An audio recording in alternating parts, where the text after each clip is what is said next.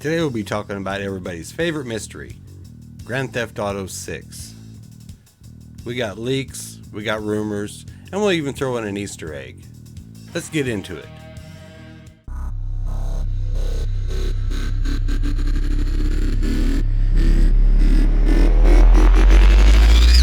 Hey guys, welcome back to the channel. Or if you happen to be new here, please like, subscribe, and hit the bell for future Axial GT content. Now today we're going to be talking about GTA 6 rumors, leaks, Easter eggs, all the above. But since these are leaks, you can really just take them with a grain of salt, but it's an interesting discussion to have. Now most of us have heard of Project Americas. It's been out for quite a while now.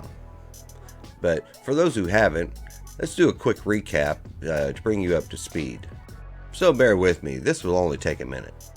In that leak, GTA 6 leakers claim that the game is being developed under the codename Project Americas. The locations of the game are Vice City, which is fictional Miami, Liberty City, which is the fictional New York, and various other fictional cities in Latin America. I've actually heard Rio de Janeiro and Havana, Cuba. But again, that's only rumor. The whole game is loosely based off the Netflix series Narcos, with you as the player being an up-and-coming drug dealer who expands their empire overseas, hence the Latin American locations. Now that's a very short recap and a very condensed version of everything, but basically it sums it up. But the newest thing to appear on Reddit is the new Easter egg. Now I personally don't think it's true, or maybe just coincidence, but well, here, you just have a look. This billboard that is in GTA 5 is the cause for the rumor, or supposed Easter egg. Drug smuggling company Six Figure Temps has its own website,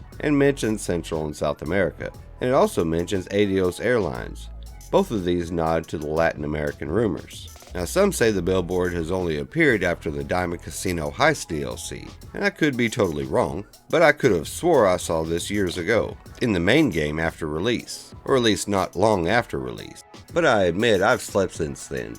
Do you guys remember this being in there before the Diamond Casino DLC? Let me know in the comments below.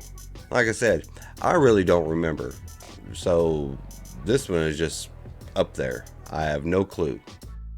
Now let's go ahead and talk about the Reddit leak from the supposed or alleged QA tester.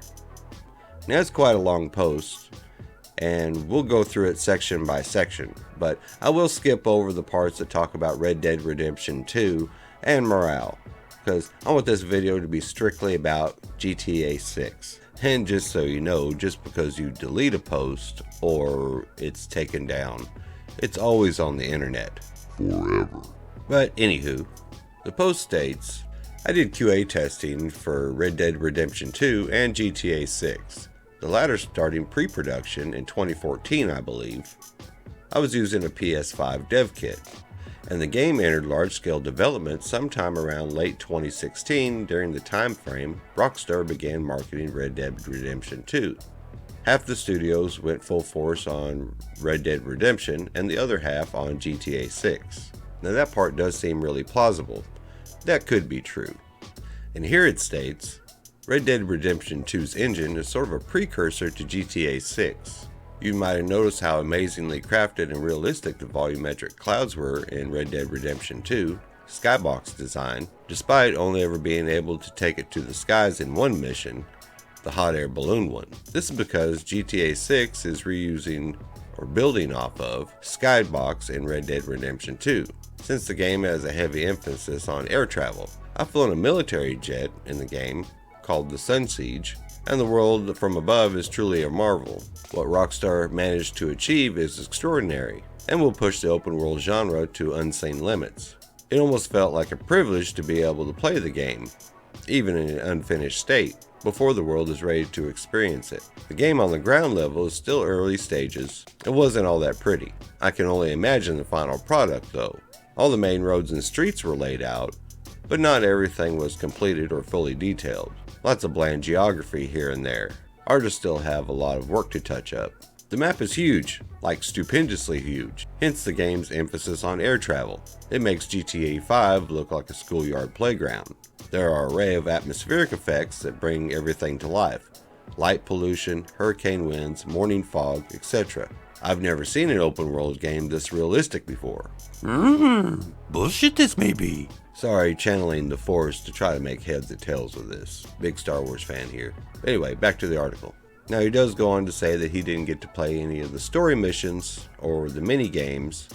His job was more or less to explore and test the world out, which is kind of plausible. They have been known to segment the groups up into different jobs, different set pieces inside of making of a game. Police, very robust and tactical AI. Apparently, the devs are pushing the new AI trick called paired AI, where teams of adversaries, like noose agents or cops, can split into teams of 2 to flank the player. They program some sort of buddy trust system for cops to communicate realistically and feel more like a team, something they aimed for but couldn't quite achieve in GTA 5. Didn't really notice it any in the police shootouts I had. What I did notice was a team of noose guys walking cover side by side with a slowly rolling SWAT van. It felt like a straight out of a Hollywood movie. Noose can also use riot shields, tear gas via grenade launcher. Police will sometimes open the trunk of their cruiser and pull out an AR or a shotgun. Lots of realistic touches like that. 6 Stars is also back when the military spawns in. It takes a while for them to arrive to give the player time to prep. They actually travel from the military base in real time to confront the player. They are very challenging once they start using jets. You can also disarm police using certain melee prompts. And for his final impressions, he states, "Really feels like Rockstar's ultimate game.